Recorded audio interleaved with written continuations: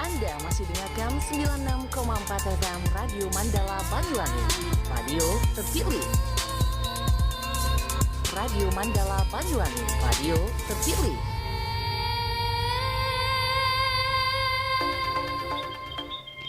96,4 Mandala FM Banyuwangi Radio terpilih. Ya, selamat pagi kawan Mandala. Di jam 9 Anda masih mendengarkan Mandala Musik dan Info. Seperti yang sudah Robi janjikan tadi, bahwa selama 1 jam ke depan dari jam 9 hingga jam 10 pagi kita akan mendengarkan radio talk show bersama Bea Cukai yang akan membahas seputar IMEI dan juga ekspor. Dan kita sudah kedatangan tamu dari Bea Cukai. Selamat pagi untuk Mbak Maharani Andika, Mbak Caca, dan juga Pak Putu. Selamat pagi. Selamat pagi. Iya, gimana keadaan hari ini? Sehat ya? Sehat. Alhamdulillah. Perjalanan dari Bea Cukai ke Radio Mandala lancar ya, Mbak ya? Lancar, Mas Alhamdulillah. Ya. Dan kali ini langsung saja kawan Mandala kita akan membahas mengenai IMEI. Mungkin dari kawan Mandala masih bertanya-tanya atau masih tabu mengenai hal IMEI atau International Mobile Equipment Identity. Betul? Boleh disilahkan langsung saja disampaikan oleh Mbak Caca. Oke, selamat pagi pendengar Radio Mandala FM. Jadi kali ini saya mau menjelaskan gimana sih sebenarnya registrasi IMEI itu. Karena kan saat ini emang registrasi IMEI banyak diperbincangkan banyak orang ya, terutama untuk orang-orang yang dari luar negeri terus mau mengaktifkan HP-nya di dalam negeri gitu. Seperti itu. Oke, jadi yang pertama sebenarnya apa sih latar belakangnya program penetapan pengendalian IMEI ini? Jadi sebelum ditetapkannya peraturan tentang IMEI itu banyak banget gap antara jumlah perangkat seluler yang diimpor secara resmi dengan yang beredar di pasaran yang nggak resmi gitu. Terus peredaran perangkat seluler ini jumlahnya lebih besar dari jumlah unit yang tercatat melalui distributor resmi. Dan yang terakhir, potential loss yang cukup besar dari sisi perpajakan atas masuknya perangkat seluler secara ilegal. Jadi kan otomatis bakalan menghasilkan kerugian negara. Kemarin diperkirakan sekitar 2,8 triliun per tahun gitu. Jadi seperti itu ya. Mungkin kalau diibaratkan IMEI itu adalah nomor identitas suatu perangkat seluler atau perangkat elektronik. Iya, mungkin benar. kita bisa mengibaratkan bahwa warga negara Indonesia memiliki nomor induk kependudukan dan hampir sama manfaatnya mungkin dari IMEI tersebut ya. Iya, bener banget. Jadi kan mau nggak mau kan IMEI itu tetap harus dikendalikan lah peredarannya biar nggak banyak yang ilegal masuk ke Indonesia gitu. Iya, boleh. Terus abis itu sebenarnya apa saja sih perangkat telekomunikasi yang harus dikendalikan atau yang harus diregistrasikan IMEI-nya? Itu yang pertama ada telepon seluler, yang kedua ada komputer genggam berbasis seluler, dan yang ketiga adalah komputer tablet berbasis seluler. Udah itu aja, jadi 3 itu aja yang harus didaftarkan IMEI-nya gitu. Iya, karena memang beberapa waktu terakhir memang sedang marak ini pemberitaan tentang IMEI. Iya, benar. Dan aturan-aturannya ya Mbak ya. Iya. Oke, jadi bagi yang udah punya HP seluler nih terutama, nah gimana sih caranya biar tahu nomor IMEI HP-nya? Itu bisa dengan menekan bintang pagar 06 pagar, atau biasanya di beberapa HP di menu pengaturan itu nanti akan muncul nomor HP-nya, nomor IMEI-nya gitu. Nah, kemarin saya sempat penasaran nih Mbak ya tentang cara mengetahui nomor IMEI di HP dengan menekan tombol pagar bintang pagar 06 pagar ya, tapi ternyata di handphone saya tidak bisa, dan saya cek di beberapa pengaturan ternyata ada. Dan itu apakah ada langkah selanjutnya atau gimana? Oke, jadi kalau misalnya untuk mengecek IMEI HP itu buat ngecek apakah IMEI kita udah terdaftar di Kemenperin atau belum gitu. Jadi kalau semisal di HP sudah tertulis tapi bisa saja belum terdaftar begitu iya, ya? belum aktif hitungannya. Iya. Jadi setelah misal nih iseng-iseng buka HP terus mau tahu IMEI aku udah terdaftar belum ya? Nah, itu bisa dilihat di https://imei.kemenperin.go.id. Nanti di situ akan muncul IMEI yang dimasukkan itu udah aktif atau belum. Kalau misalnya udah aktif, otomatis bisa digunakan di Indonesia gitu. Wah, bermanfaat sekali nih untuk kawan Mandala mungkin yang sudah sejak lama menggunakan telepon genggam tapi belum mengetahui nomor IMEI handphonenya terdaftar atau belum. Bisa melalui cara tadi, melalui https:// _2 email.kemenperin.go.id. Iya, benar banget. Oke, jadi selanjutnya saya mau jelasin gimana sih registrasi IMEI gitu. Jadi registrasi IMEI di sini itu dibagi jadi 2 bagian. Yang pertama untuk registrasi di bandara dan yang kedua adalah untuk registrasi setelah keluar dari bandara. Jadi untuk para penumpang di bandara nih, kalau misalnya membawa HP yang dari luar negeri itu silahkan langsung didaftarkan IMEI-nya melalui websitenya Bea Cukai www.beacukai.go.id atau bisa juga dengan mendownload aplikasi mobile Bea Cukai. Wah, jadi sekarang sudah serba digital ya Mbak ya? Iya, bisa benar melalui banget. websitenya langsung Website di Bea Cukai. bisa, di mobile juga bisa. Di aplikasi pun bisa ya, wah bisa. hebat sekali. Oke, jadi nanti setelah kita membuka registrasinya itu nanti akan mengisi beberapa formulir registrasi. Mulai dari nomor paspor, nomor penerbangan, terus setelah itu juga ciri-ciri HP-nya. Jadi mulai dari RAM, storage-nya, dan yang terpenting adalah nomor IMEI-nya. Jadi jangan sampai nomor IMEI yang didaftarkan itu salah. Karena kalau misalnya didaftarkan salah, ya otomatis IMEI-nya nanti tidak bisa diaktifkan gitu. Oke, baik, seperti itu. Nah, yang Robi ketahui ya selama ini tentang IMEI itu adalah ketika misal handphone kita hilang atau dicuri orang tuh bisa dilacak menggunakan IMEI. Apakah itu benar? Bagaimana penjelasan lebih lanjutnya nih? Oke, jadi kalau misalnya terkait dengan HP hilang itu bukan berurusan dengan pihak Bea Cukai, tapi langsung aja dengan pihak Kominfo gitu. Seperti itu. Iya, jadi sebenarnya gini, kalau registrasi IMEI itu dari Bea Cukai itu hanya diberikan amanah atau tanggung jawab untuk mengakomodir registrasinya. Sedangkan untuk pengaktifan IMEI-nya itu nanti berhubungan dengan Kominfo gitu. Oh, seperti itu. Jadi mungkin persepsinya salah mungkin ya. Beberapa orang yang menganggap bahwa nomor IMEI itu diperuntukkan untuk mencari telepon genggam yang hilang atau seperti bukan, itu. Iya. Jadi saat ini emang nomor IMEI HP ya buat ngaktifin HP gitu biar HP-nya bisa dipakai di Indonesia gitu. Betul sekali. Oke, terus nanti gini. Jadi setelah nanti udah didaftarkan nih, udah registrasi IMEI, nanti akan dapat QR code. Oke, jadi QR code ini untuk penumpang yang masih di bandara silahkan langsung diserahkan ke petugas Bea Cukai untuk di-scan. Dan untuk ketentuannya nanti akan mendapatkan pembebasan sebesar $500 dari perangkat seluler yang didaftarkan gitu. Tapi kalau misalnya didaftarkan setelah keluar dari bandara, itu nanti harus dikenakan pungutan bea masuk dan juga pajak dalam rangka impor gitu. Jadi bedanya ada di situ nanti. Oh, jadi lebih praktis dan lebih cepat langsung saja didaftarkan. Langsung di bandara. Iya, jadi kalau misalnya kebanyakan yang daftar di kantor Bea Cukai Banyuwangi itu pasti yang sudah keluar dari bandara. Seperti itu.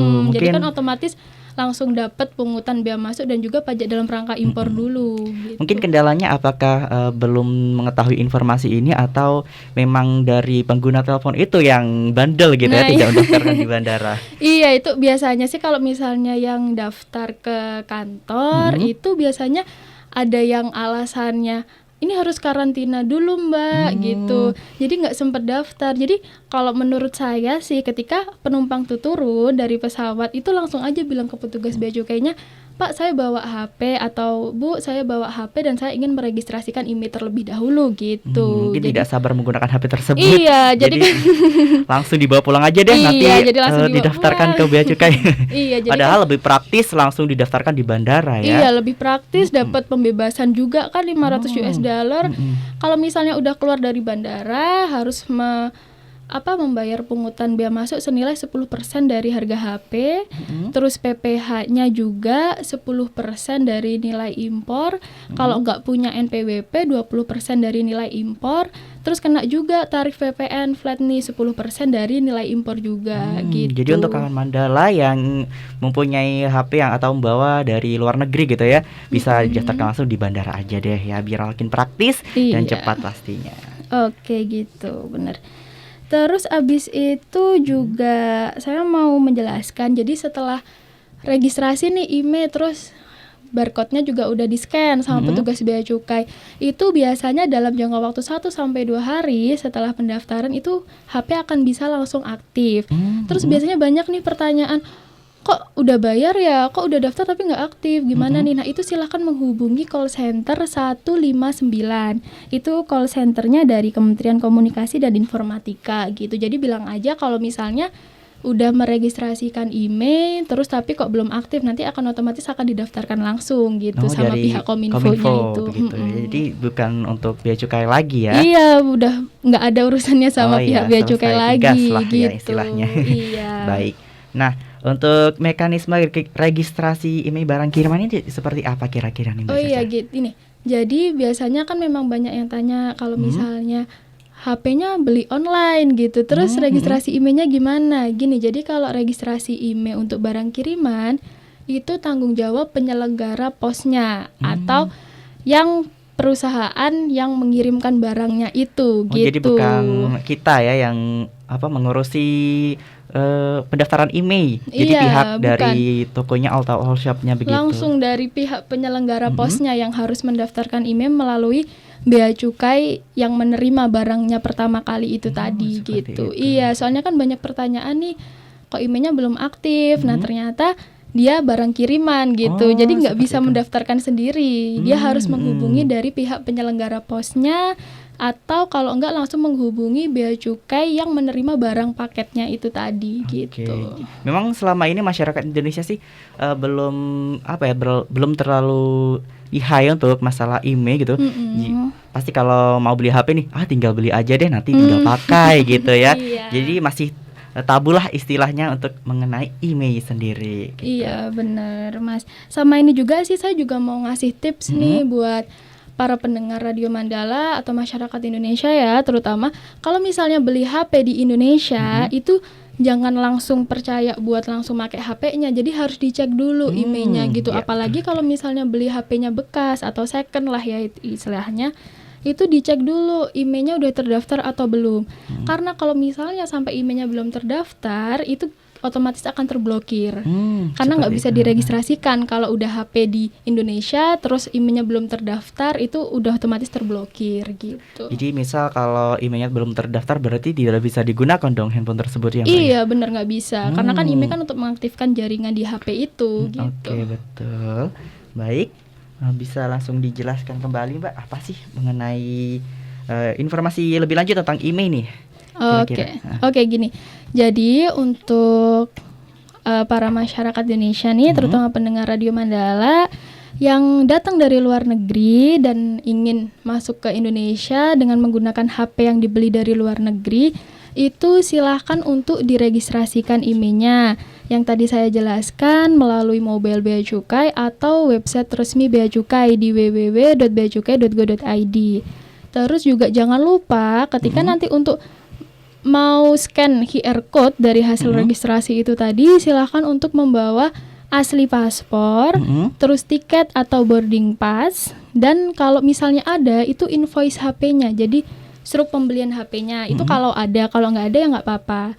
Terus sama jangan lupa juga untuk membawa HP yang mau didaftarkan gitu, karena nanti dari pihak bea cukai juga akan ngecek udah bener belum yang di input gitu, bener HP ini enggak gitu. Jadi sesuai spesifikasi gitu ya. Iya benar. Nah untuk kawan Mandala nih yang ingin bertanya-tanya atau masih penasaran seputar email, nanti bisa ditanyakan di sesi tanya jawab di sesi terakhir ya Mbak. Iya, Di 081559522244 atau bisa juga melalui via telepon di 0333410942.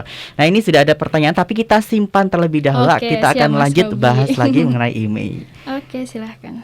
Nah mungkin Mbak Caca bisa dong membagikan tips untuk kawan Mandala bagaimana sih cara mencari HP atau membeli HP dengan tidak nantinya tidak terblokir oleh pemerintah gitu. Iya gitu. Jadi tadi udah saya jelaskan ya. Jadi kalau misalnya beli HP, kalau misalnya beli HP-nya di online, nah itu jangan lupa pastikan nanti HP-nya itu udah didaftarkan sama pihak penyelenggara posnya gitu. Jadi kalau misalnya nih udah sampai barangnya, terus abis itu HP-nya dipakai, loh kok gak bisa nih, silahkan untuk menghubungi pihak penyelenggara posnya atau biasanya kan JNE, JNT atau apalah itu ya. Terus abis itu kalau misalnya untuk beli HP di Indonesia, pastikan itu beli HP di store yang udah terpercaya dan pastikan otomatis akan emailnya terdaftar. Kalau misalnya beli HP bekas atau second nih ke orang-orang atau ke temen atau apa, itu juga dipastikan lagi bintang pagar 06 pagar, lihat emailnya, terus langsung mengunjungi websitenya Kemenperin untuk bisa mengetahui oh emailnya ini udah aktif atau belum gitu. Nah, emang kebanyakan orang sudah mengetahui nomor emailnya tapi belum tahu itu terdaftar atau tidak. Bener Iya, banget. sudah aktif atau tidak. Nah, mungkin Mbak Caca bisa menceritakan sejauh ini apakah ada peristiwa-peristiwa atau kejadian HP yang terblokir karena emailnya belum terdaftar gitu. Pernah belum kira-kira? Kalau misalnya selama ini kalau di kantor sih yang pertama itu ada kasus ada orang beli HP second gitu. Terus HP second tiba-tiba dia mau registrasi email. Nah, kita kan pasti tanya datang di Indonesianya kapan, terus ada tiketnya atau belum. Ternyata orang itu belinya dari orang lain gitu. Jadi kan kalau misalnya kayak gitu otomatis kita tidak bisa membantu untuk mendaftarkan karena memang bisa dibilang orang itu ditipu gitu karena HP-nya belum didaftarkan udah dijual ke orang lain gitu. Kalau misalnya HP terblokir itu biasanya pendaftaran emailnya dilakukan lebih dari 60 hari setelah kedatangan.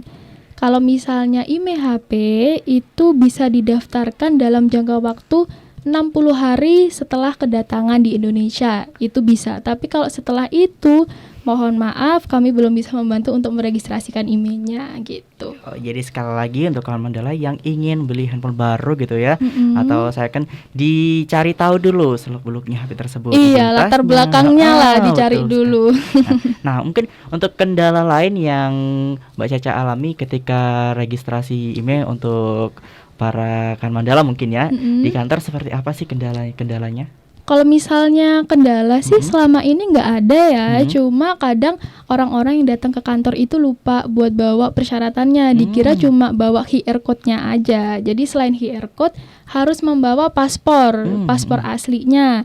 Terus abis itu juga harus membawa HP yang mau didaftarkan sama tiket atau boarding pass-nya itu harus dibawa. Terus juga kemarin juga pernah sih ada kasus itu ketika saya lihat paspornya kok nggak ada cap dari imigrasi gitu. Nah, kalau misalnya nggak ada cap dari imigrasi atau izin tinggal di Indonesia itu juga kami belum bisa memastikan untuk mendaftarkan emailnya karena kemarin kan bisa aja itu masuknya secara ilegal gitu di Indonesia. Karena memang ada kejadian seperti itu gitu. Jadi memang lebih mudah gitu ya registrasi atau mendaftarkan nomor email handphone di bandara langsung gitu ya. Iya, lebih baik di bandara langsung atau di kantor kita juga bisa gitu. Tapi perbedaannya dari segi itu tadi ya, ada pungutan-pungutan untuk pungutannya, terus jangka waktunya juga gitu. Terus sama ini juga sih Mas, aku mau jelasin. Jadi kalau misalnya daftar di kantor Bea Cukai Banyuwangi atau di kantor pabean terdekat, setelah keluar dari bandara kan itu nanti suruh bayar pungutan, bea masuk dan juga pajak dalam rangka impor. Nah, itu nanti akan dikasih kode billing gitu. Jadi nanti pembayarannya itu langsung masuk ke penerimaan negara. Kalau misalnya ada orang nih, misalnya menawarkan sini aku registrasiin terus suruh transfer di rekeningnya pribadi, itu udah otomatis penipuan gitu. Seperti itu. Oke, jadi kalau misalnya kita kalau emang itu registrasi asli pasti nanti akan dikasih kode billing. Dan kode billing ini ada masa aktifnya, biasanya 6 hari gitu. Seperti itu. Nah, misal nih ya, Robi beli handphone yang tidak jelas asal usulnya, istilahnya black market lah ya. Nah, terus Robi ingin daftarkan email di kantor bea cukai terdekat, itu tidak bisa ya? Nggak bisa, karena kan nggak bisa ngisi formulir registrasinya gitu. Berarti HP tersebut tidak bisa digunakan juga dong ya? Udah otomatis nggak bisa digunakan, terblokir. Silahkan dibuang aja sih. Jadi lebih baik cari asal usul HP yang jelas gitu ya, dan nomor emailnya juga sudah terdaftar gitu. Iya, benar banget Mas Robi. Iya. Mungkin ada tips-tips lain nih untuk kawan Mandala mengenai nomor email, gimana Mbak Caca? Oke, tipsnya cuma itu tadi aja sih. Kalau misalnya yang punya HP atau yang mau beli HP atau yang udah beli HP cuma dari online, Silahkan untuk melihat dulu nomor IMEI-nya udah aktif atau belum di websitenya Kemenperin itu tadi gitu. Kalau misalnya ada tulisannya IMEI Anda belum terdaftar, nah itu silahkan untuk dicari asal usulnya, ditelusuri. Itu dulu HP dari siapa, datangnya gimana, dapatnya dari mana gitu.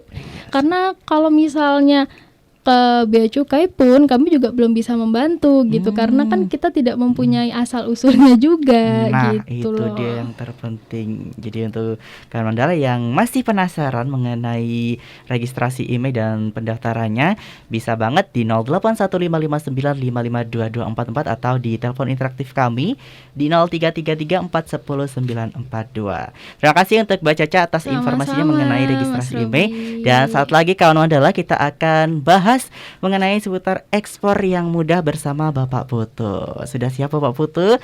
Saat lagi hanya di Mandala Musik dan Info. 96,4 Mandala FM Banyuwangi, radio terpilih ya kan. Anda masih mendengarkan Mandala Musik dan Info. Kita akan lanjut kembali radio talk show yang akan membahas seputar registrasi IMEI dan juga ekspor yang mudah.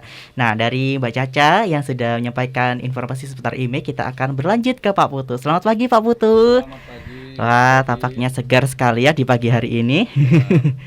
Ya, siap untuk menyampaikan materi tentang ekspor yang mudah, Bapak? Siap. Iya, boleh langsung saja disimak baik-baik ya, kawan Mandala. Enggak? Oke, baik. Selamat pagi Mas Robi, selamat pagi dan salam sejahtera buat kawan Mandala dimanapun berada. Senang sekali pada pagi ini bisa berjumpa dengan kawan-kawan Mandala dimanapun berada. Oke, baik, pada hari ini saya akan menyampaikan tentang ekspor ya. Iya. Ekspor. Jadi pada intinya kenapa gitu ya, latar belakangi kita memberikan sosialisasi tentang ekspor. Memang kami lihat di Banyuwangi ini banyak sekali sebenarnya komoditi ekspor ya gitu ya. Dan memang salah satu tugas Bea Cukai adalah bagaimana untuk mengajak masyarakat untuk mari untuk ekspor seperti itu ya, melakukan ekspor seperti itu. Apalagi sekarang Banyuwangi sudah mulai mendunia ya Pak ya. Betul sekali. Para warganya sudah mulai membuat usaha-usaha mulai dari kuliner, kerajinan tangan dan lain-lain. Dan mungkin dari kawan Mandala ya, yang memiliki usaha ingin mengenalkan produknya ke luar negeri, bisa sekali untuk diekspor ya Pak ya.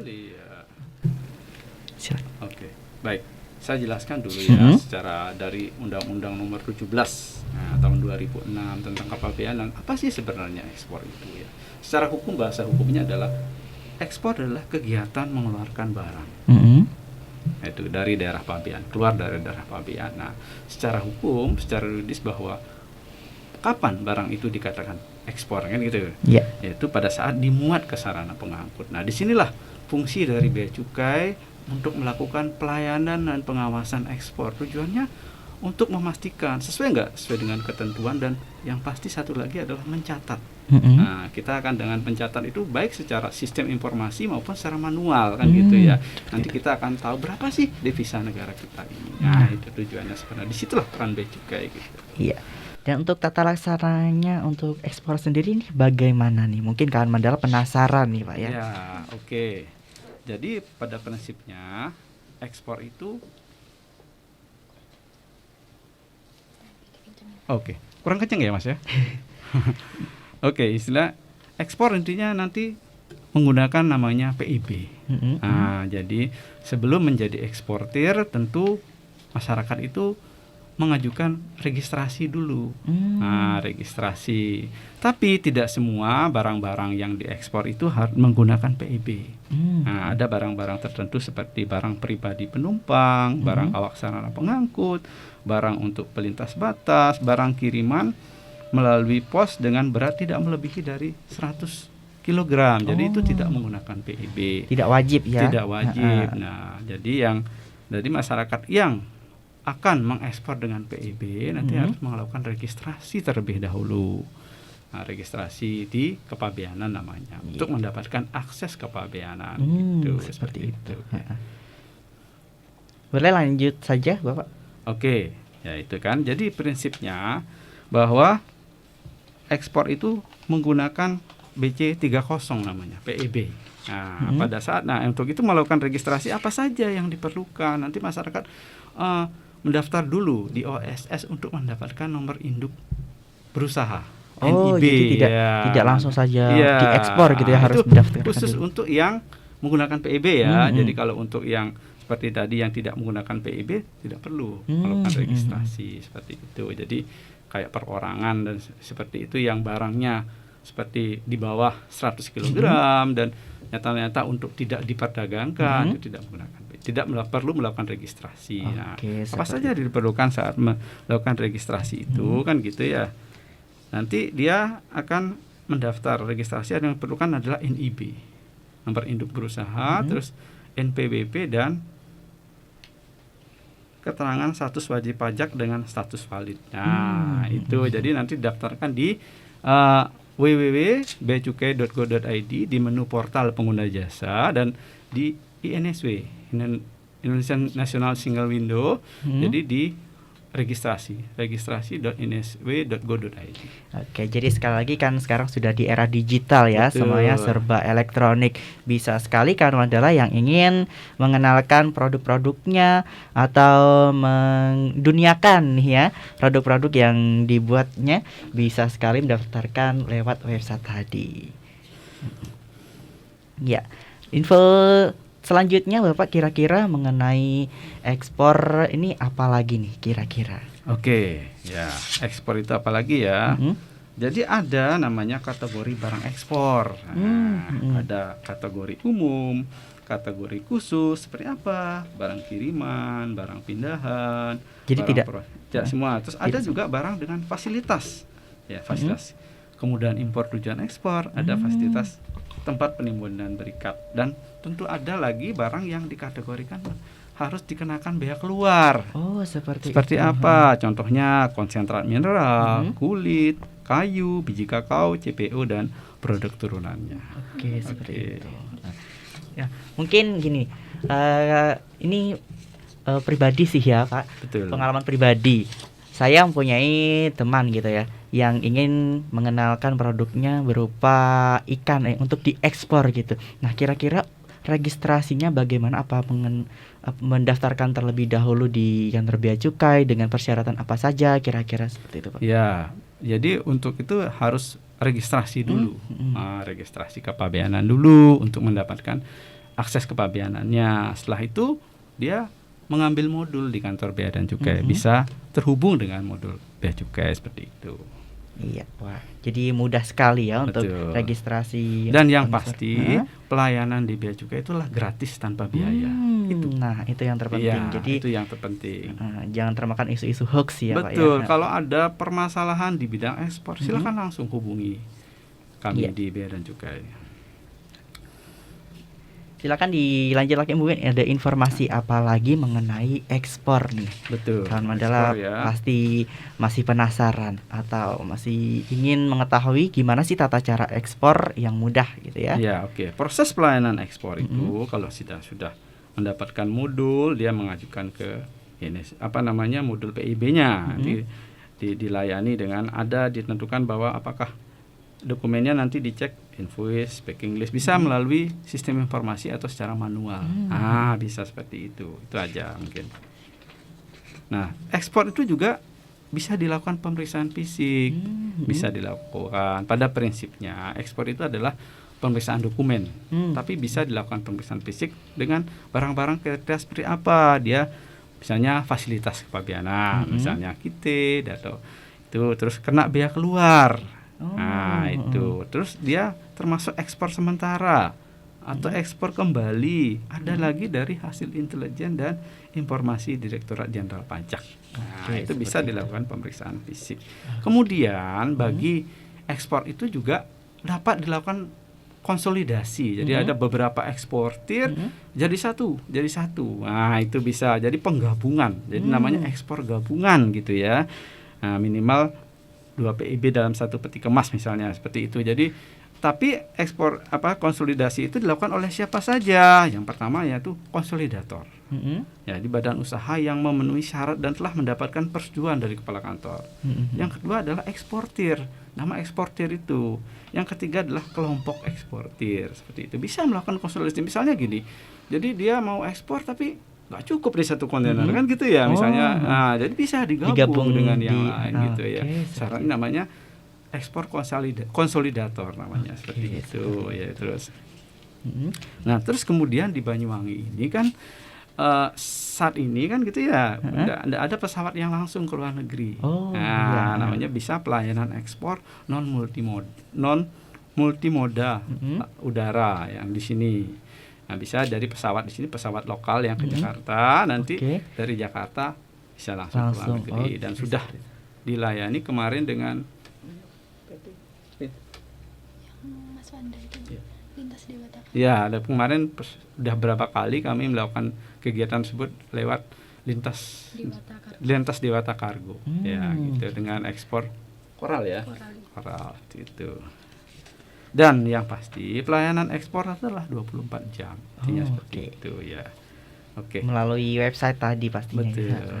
Jadi untuk kawan Mandala yang masih penasaran bisa langsung saja bertanya melalui WA kami di 081559552244 atau bisa juga melalui telepon interaktif kami di 0333410942. Mungkin kita buka untuk sesi tanya jawabnya ya mengenai registrasi email dan juga ekspor yang mudah, tapi saat lagi hanya di Mandala Musik dan Info. Ya kan Mandala, Anda masih mendengarkan Mandala Musik dan Info. Kita lanjut kembali ke Radio Talk Show yang bahas seputar registrasi IMEI dan juga ekspor yang mudah bersama Bea dan Cukai. Nah, Mbak Caca dan juga Pak Putu, ini sudah ada kan Mandala yang mempertanyakan mengenai IMEI dan juga ekspor. Ini sudah ada kan Mandala. Ada Assalamualaikum warahmatullahi wabarakatuh. Selamat pagi Mas, Mbak. Perkenalkan, nama saya Darwin Al-Fatah di Mandar. Saya pendengar Radio Mandar nih.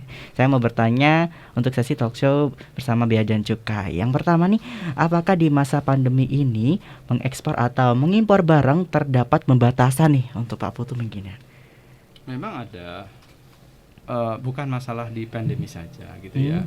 Jadi dalam masa pandemi ini tetap juga pelayanan ekspor itu tetap secara online gitu ya, secara online. Jadi lewat sistem informasi. Gitu. Ada juga yang di beberapa kantor mungkin yang masih manual, tapi ya secara umum, secara besar itu adalah secara online, lewat modul ya seperti itu. Memang untuk barang-barang tertentu memang ada yang ekspor yang dibatasi seperti itu, tapi bukan maksudnya dalam rangka pandemi dan sebagainya, jadi tidak ada pembatasan untuk ekspor. Jadi ekspor tetap berjalan, tetap dilayani seperti itu. Jadi tidak ada pembatasan ya meskipun di masa pandemi COVID-19 tetap dilayani. Iya. Jadi Oke, nah pertanyaan kedua nih dari Mas Darwin. Untuk Mbak Caca nih kira-kira. Nah kan pemerintah lagi gencar-gencarnya nih untuk memerangi peredaran ponsel BM atau black market di seluruh Indonesia. Nah sebagai langkahnya pemerintah menerbitkan regulasi tentang IMEI.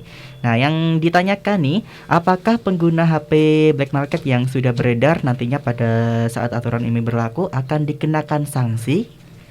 Oke, jadi batasnya untuk penerapan IMEI ini adalah 18 April 2020. Untuk HP-HP yang udah aktif sebelum 18 April 2020 itu tidak akan diblokir. Tapi kalau misalnya HP-HP yang di stok, biasanya di stok toko-toko yang belum diaktifkan dan misal itu memang dari black market, kalau misal diaktifkan setelah tanggal 18 April otomatis akan terblokir gitu. Seperti itu. Iya, jadi cut loss-nya itu ya 18 April 2020 itu. Oke, gitu. Jadi sekali lagi harus cari HP atau membeli HP dengan benar-benar memperhatikan seluk-beluknya ya. Iya, benar. Nah, pertanyaan lagi nih dari Mbak Siska, mau menanyakan kalau registrasi HP ini hanya untuk HP baru kah? Atau misalkan beli tablet HP second dari luar negeri, bagaimana nih? Apa juga registrasi seperti itu? Oke, jadi kalau misalnya registrasi IMEI itu tidak memandang itu HP baru atau HP bekas. Yang dilihat adalah ketika HP itu beli di luar negeri dan akan digunakan di Indonesia, itu harus diregistrasikan IMEI-nya gitu. Makanya kan kalau misalnya ada struk pembelian HP-nya masih ada, itu silahkan disimpan. Tapi kalau misalnya nggak ada ya udah nggak apa-apa, kita tetap bisa mendaftarkan gitu. Oke, seperti itu. Nah, mungkin dari Kak Mandala yang ingin beli HP yang belum terdaftar IMEI-nya bisa langsung saja mendaftarkannya di website yang disebutkan tadi. Iya, di websitenya. Atau bisa langsung datang ke kantor Bea Cukai Cukai yang seperti terdekat. itu. Dan mungkin dari kawan Mandala ingin bertanya kembali, kita masih membuka sesi tanya jawab di WhatsApp di 081559552244 dan juga di via telepon kami di 0333410942. Biasanya Mama Kiki nih bergabung bersama kami. Ada nggak ya Mama Kiki kira-kira? Kita tunggu teleponnya, tapi saat lagi kita akan kembali setelah yang satu ini.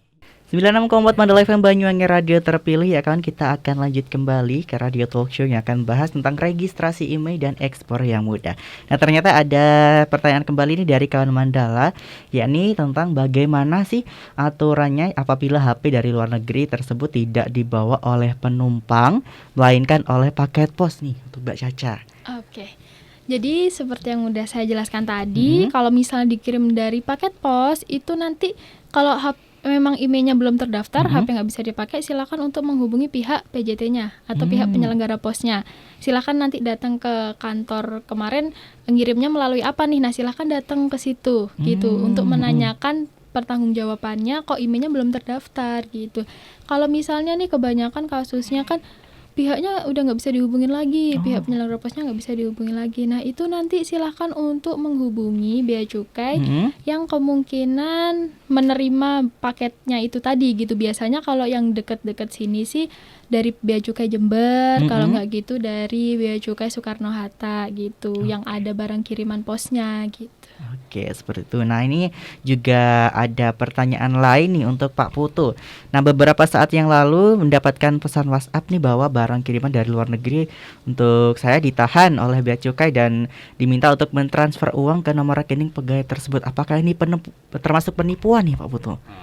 Jadi gini, untuk pembayaran bea masuk dan pajak lain dalam rangka impor itu harus melalui bank devisa persepsi namanya. Jadi kalau dimintain uang seperti itu, saya pastikan itu adalah penipuan. Oke. Jadi sekali lagi gratis ya untuk registrasi ekspor gitu ya? Registrasi itu gratis. Gratis. Iya, terima kasih. Nah, untuk pertanyaan lain nih dari kawan Mandala, wah semangat sekali untuk antusias di talk show kali ini ya. Nah, apakah ada batas jumlah HP yang dilakukan registrasi IMEI untuk HP yang dibawa oleh satu orang gitu? Iya, jadi untuk batasnya satu orang maksimal hanya bisa mendaftarkan 2 HP saja gitu. Jadi kalau misalnya lebih dari 2 HP, mohon maaf, kita belum bisa meregistrasikan. Oke, jadi maksimal satu orang hanya 2 HP.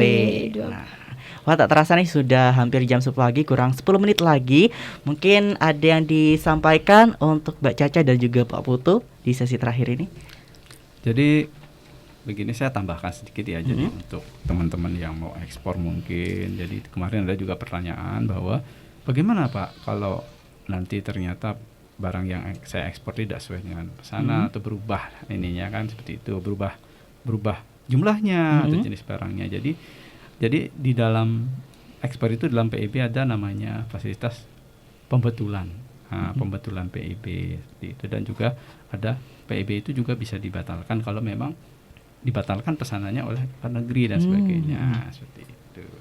Dan kita sebagai Bea Cukai sudah banyak sekali melakukan beberapa kali melakukan asistensi kepada perusahaan-perusahaan di Banyuwangi ini dalam rangka menggiatkan mereka untuk ekspor seperti itu. Kita juga ada beberapa fasilitas sebenarnya ada dalam mengupayakan bahwa masyarakat untuk ekspor namanya adalah fasilitas KIT IKM, fasilitas KIT juga, terus ada namanya kawasan berikat dan sebagainya. Nah kemarin kita juga sudah sempat juga mendatangi namanya pisang kapindis yang ada di Desa Bangurejo ya, rencananya mau kita jadikan untuk kawasan berikat seperti itu. Ada juga lobster ya dan sebagainya seperti itu.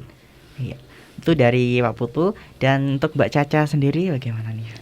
Iya, jadi pesan saya kalau misalnya dari luar negeri terus membawa HP nih, HP-nya beli di luar negeri. Nah, silahkan ketika masuk di Indonesia jangan lupa untuk didaftarkan terlebih dahulu IMEI HP-nya. Bisa melalui mobile Bea Cukai atau melalui website resminya Bea Cukai di www.beacukai.go.id dengan menekan menu registrasi IMEI seperti itu.